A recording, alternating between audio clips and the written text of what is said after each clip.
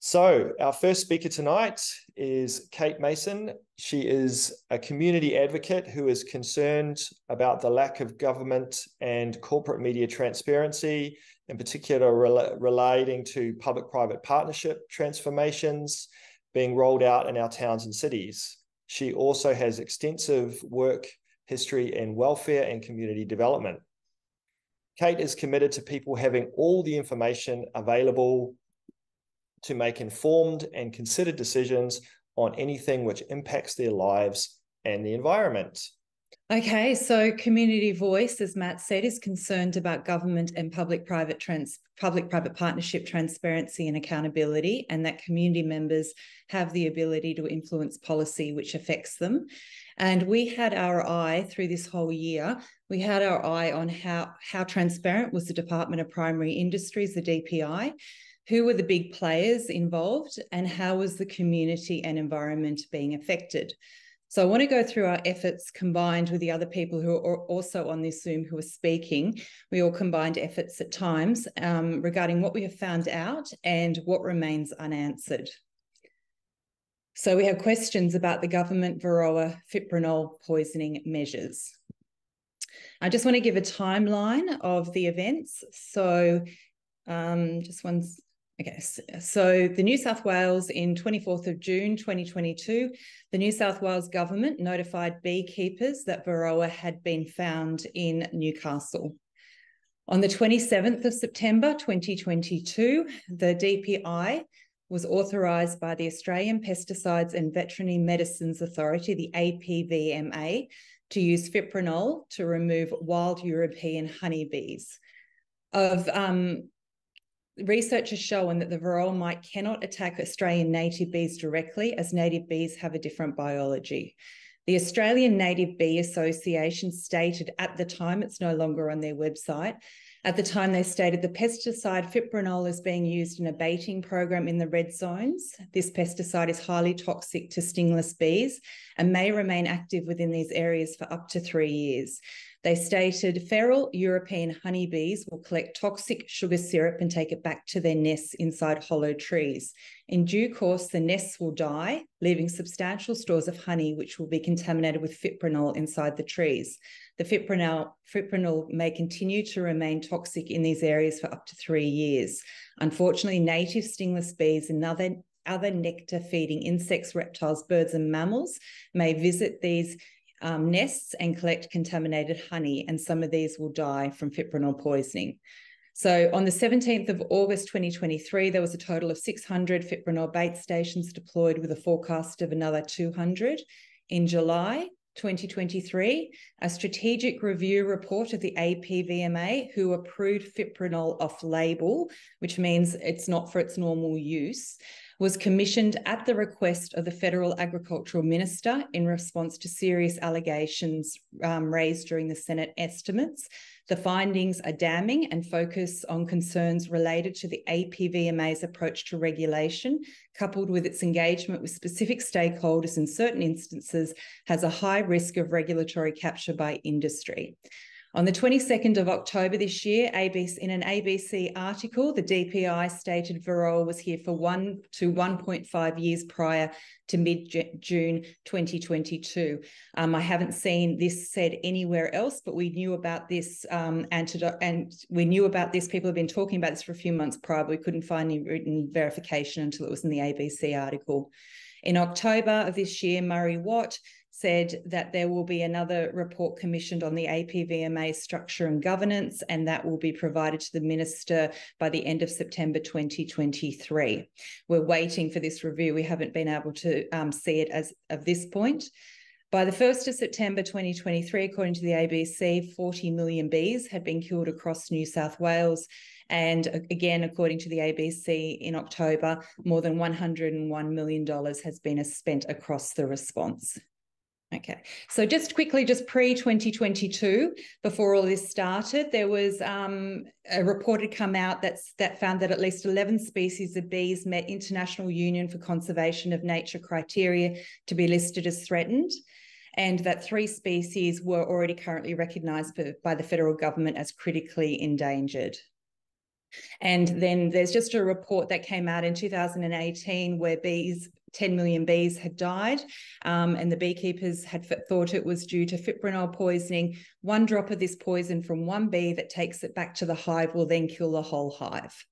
Okay, so now this is the permit that was allowed. So this permit is still in force. This is the APVMA to allow supply and emergency use of an unregistered AgVet chemical for varroa mite. And you can see the rate that they can use it, the amounts they can use. And this is still in force. This is a new one that supplanted the previous one, and it's in force till the 30th of November 2025.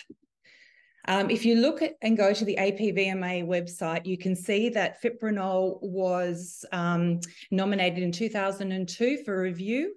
And then in 2000, there was a notice of extension to also review the scope to include the environment. And that was in 2012, so environmental toxicity effects. And they released, the APVMA released an environment scoping report along with a fipronil report scope document. And in that scoping, so this is their scope, the scoping that they do, they say the environment, water, population and communities subsequently nominated fipronil as a priority chemical for environmental review. This followed the identification of new information, primarily from the European Food Safety Authority in 2006, showing that fipronil was highly toxic to organisms in the environment, particularly aquatic and terrestrial insects. These new studies also provided additional information on the toxicity of fipronil to fish and aquatic invertebrates, bees, and non-target arthropods. And the basis for the current reconsideration is whether the APVMA is satisfied that continued use of fipronil will not be likely to have an unintended effect that is harmful to animals, plants, or things, or to the environment. So this is still in review. This was back in 2013, and 2002 was when the initial review occurred, and it's still being reviewed. There's nothing that's come out regarding findings as of yet. And at the same time, fipronil was allowed off-label to be used in the bush and on people's properties to kill bees. So this is what the APVMA was meant to look at that time: aquatic degradation, persistence in the environmental media, the soil, the water, sediment, and any other, effects on insects and animals. So this is just I just have this as part of the thing. I won't talk about this, but there's at that time, there was a lot of new information coming out regarding the persistence of fipronil in the environment that was not previously available, and that it might exceed persistent organic pollutants criteria. Okay, so just a quick rundown on fipronil. In 2013, the EU added fipronil to its banned pesticides list. It's a broad use insecticide and it's used to control ants, beetles, cockroaches, fleas, ticks, termites, etc. And it works by disrupting the normal function of the central nervous system. It's a controversial insecticide that was labelled a high acute risk to honeybees and was subsequently banned in 45 EU countries and restricted in the US, Canada, and UK to protect native insects and honeybees. So it's concerning that this was still allowed within Australia in 2023. And when the DPI discusses the fipronil baiting program and people's concerns about it, I have only heard them refer to that somebody stands there when the fipronil is put in and makes sure that no native bees come to the area. But I have never heard them address the concern of the honey that is then taken back into the nests or other things eating these dead bees, other animals. So this is just a bit more. In recent years, the toxic effects of fipronil and its environmental products on non-target species have resulted in major restrictions being placed on its use in China, US, Europe, and South America, and that there's a lack of data regarding the toxicity to amphibians, and also that it's highly toxic to certain birds. So this is what we came across originally. It's changed now on the Australian Native Bee Association, but this is what this is where we came to and at the end of 2022 and became quite concerned about the use of fipronil. So now what they say on here, this is taken yesterday, the DPI baiting program ended on 19th of September 2023. However, pesticide residues still in the environment from this baiting work may continue to impact local native bees and other pollinators in these areas for a long time. Unfortunately, it's difficult to know how much fipronil could still be in the environment in a particular red zone. Okay, so what we have also is we came across is that was a report from 2013, a government report where a scientific advisory group had been requested to develop a research proposal to determine the effectiveness of killing bee nests using fipronil, investigate the potential of this method as a useful management tool for varroa, and determine the potential effects of this treatment method on non-target species. So they did the fipronil traps, and what they found was the usefulness of remote treatment as a method to manage varroa in Australia is doubtful due to several reasons. And the one most relevant to what I'm talking about is there is a risk to non-target species from fipronil residue from the bees dying themselves and being eaten, and also in the nests.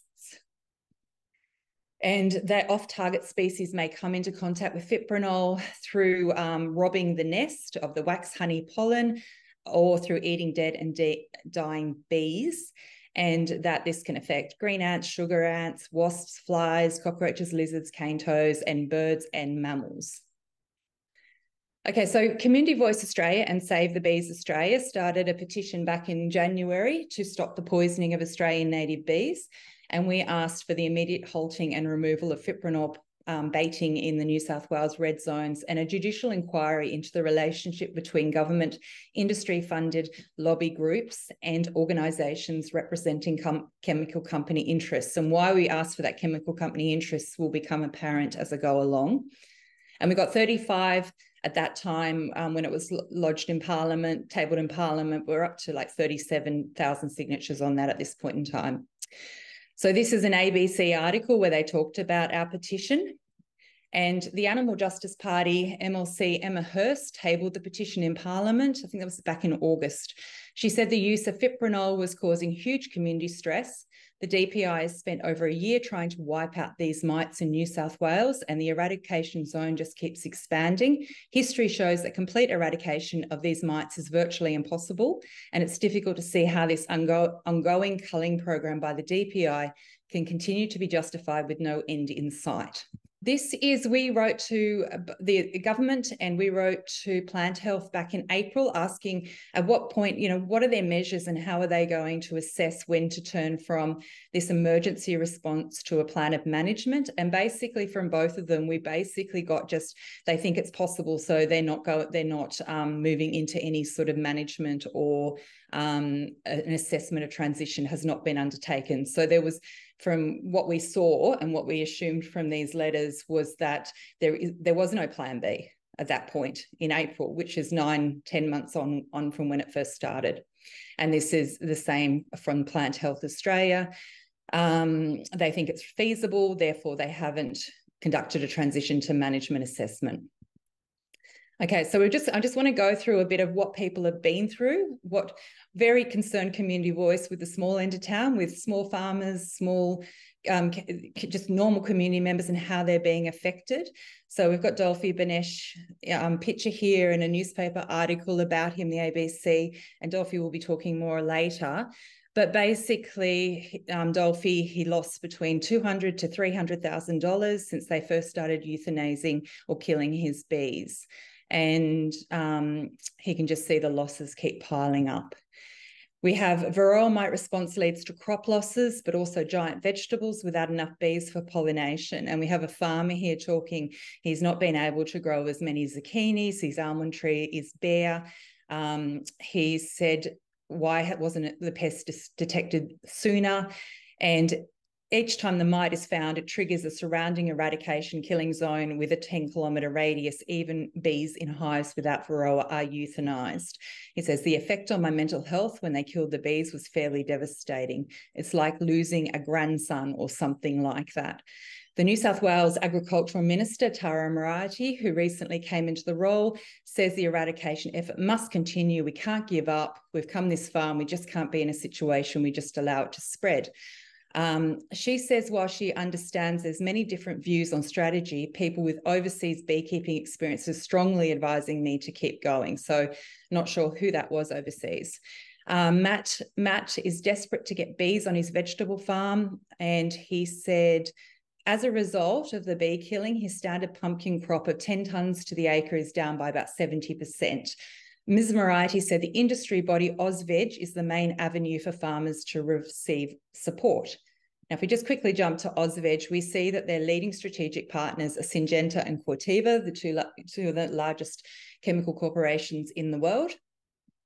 And that will become a bit relevant why I brought that up as I go along. Now, this is after they stopped the, they went to a plan of management, another article. So more than $101 million has been spent across the response. And unfortunately, this is the DPI Director General, Mr. Hansen. Unfortunately, as it turned out with Newcastle, we now know it arrived 12 to 18 months before it became obvious. These time lags really are an impediment to an effective eradication response. So my question and our question to the DPI, which hasn't been answered at this point in time, is when did they know? What date did they know that information on? And at that point, where it'd been in New South Wales for up to 1.5 years prior, how did they expect to be able to contain it at that point? And why didn't they go to a plan of management and make that really transparent to the public and everyone affected by these measures? Beekeepers were traumatised. This is the Evans family. It just destroyed us. It was terrible, James Evans said.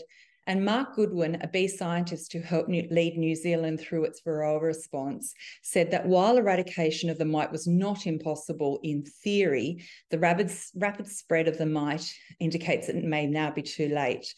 The scenario of eradication is complicated enough, but you also need to be very, very confident about where varroa is and isn't before you go down that track, he said.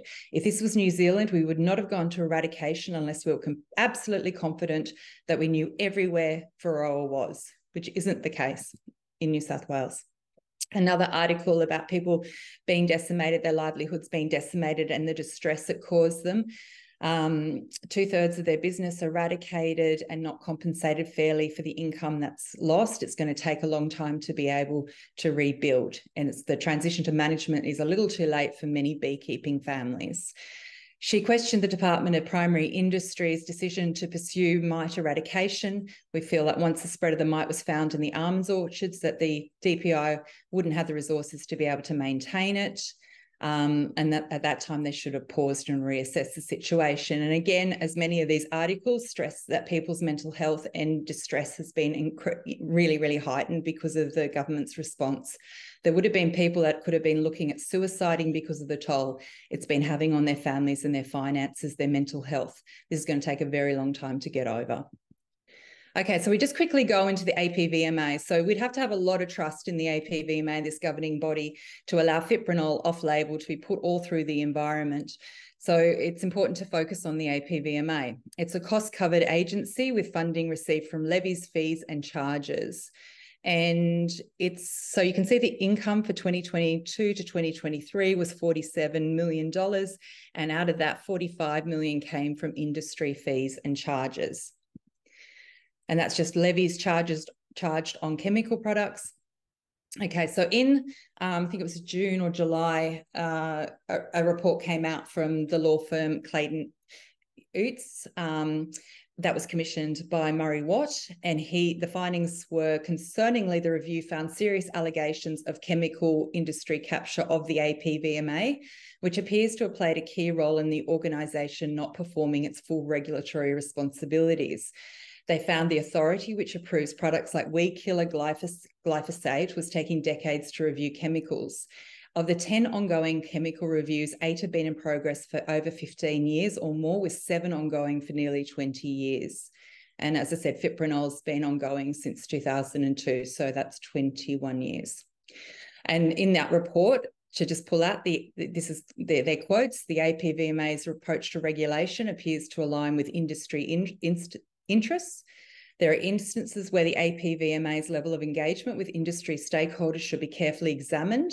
Information reviewed includes instances where the APVMA's approach appears focused on assisting industry. A majority of the APVMA's ongoing chemical reviews have been in process for nearly 2 decades. And of note is that the APVMA is predominantly funded by the industry it's tasked to regulate. And in our view, this is a highly problematic model and fraught with potential for corporate capture over a government body. Okay, so Murray Watt also has now gone on to commission Mr. Matthews to conduct a rapid evaluation into the operations of the APVMA. Concerningly, the Clayton Utz review found serious allegations of industry capture of the APVMA. And it was meant to get to Murray Watt on October the 27th to submit the report. Now, this is just quickly CropLife defending.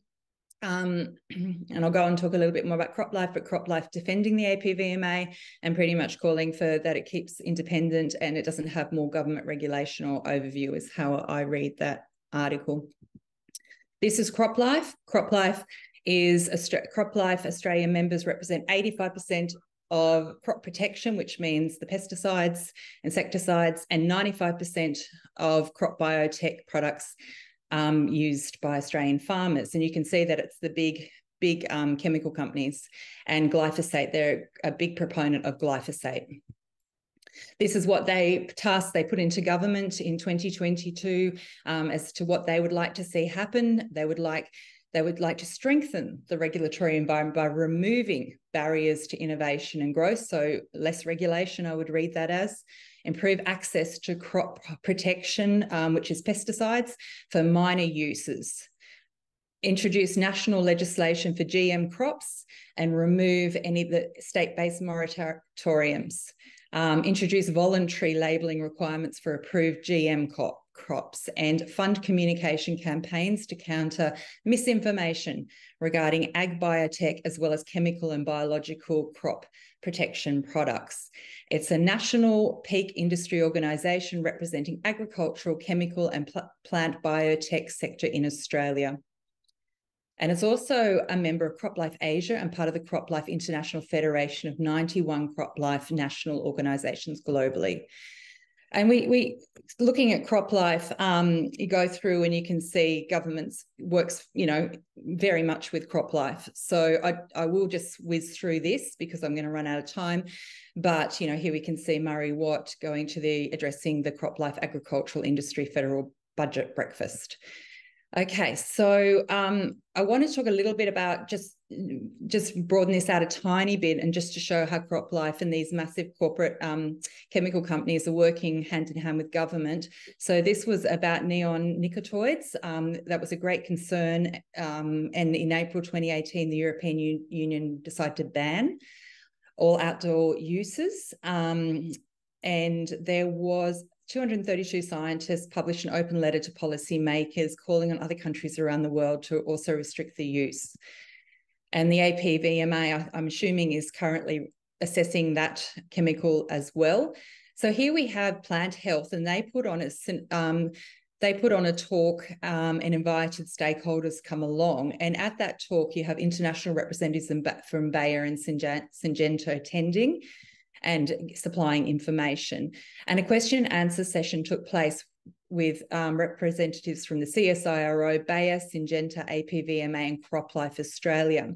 And in summary, the overall message conveyed at this was that neonicotinoids are unlikely to presenting any greater threat to honeybees and crop pollination. So here we have massive chemical global corporations sitting with government talking about how these products are safe. Okay, so we look a little bit broader afield, and Australian food is growing with dangerous chemicals banned in other countries. It's got a global reputation as a source of clean food. In fact, the country has some of the most lax regulation of pesticide use in the Western world. There are more than 70 chemicals no longer in use in Europe because of their toxicity to humans, animals, and the environments, but are still in routine use in Australia. And the environmental groups such as the National Toxic Networks have called on the Albanese government to investigate Australia's agricultural chemical regulation. So again, they were also calling on that there's periodic reviews. I can't read my screen at the moment, something's on top of it, but 10 to 15 years in other countries where they're reviewed, which doesn't happen in Australia. This is the United Nations report to the United Nations, seeds central to people's food systems, cultures, and human rights. And they're talking about the big four agrochemical companies, which are Bayer, Corteva, BASF, and Syngenta, and that they have 60% of the global seed market and 75% of the pesticides market, leading to a stranglehold. We're just going on and just talking a little bit about these chemical companies that are involved with crop life. We've got Bayer, which has just recently settled thousands of US Roundup weed killer lawsuits as part of an $11 billion settlement with the lawyers who took cases to trial over allegations of the herbicide causing cancer. And they talk here, this was 5 or 6 years ago, Monsanto has specifically gone out of its way to bully and to fight independent researchers. That was shown through internal Monsanto emails, and that it showed how the agrochemical company rejected critical research and expert warnings over the years while pursuing and helping to write favourable analyses of their products. They fought science. And there's also a lawsuit in Melbourne at the moment with 800 Australians regarding Roundup who've been diagnosed with non-Hodgkin lymphoma. The Food and Agricultural Organization of the United Nations and CropLife have just created in 2020. They renewed and strengthened their commitment to work together and find new ways to transform agri-food systems. And here we have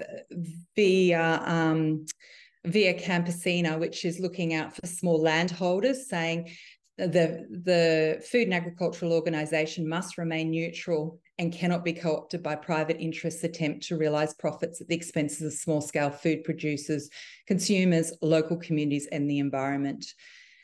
You know, we're lucky in Australia. We've got an organisation called Gene Ethics who's been looking at chemicals and genetically modified products since 1988, I think it is. And I'm about to finish, but I'm just finishing on a couple of last things.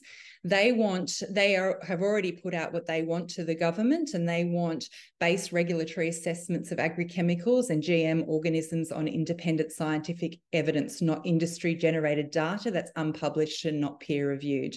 And they want this to all be much more transparent and open and precautionary. They want to reinstate the chemical assessment and re-registration scheme, which is where the chemicals are regularly reassessed.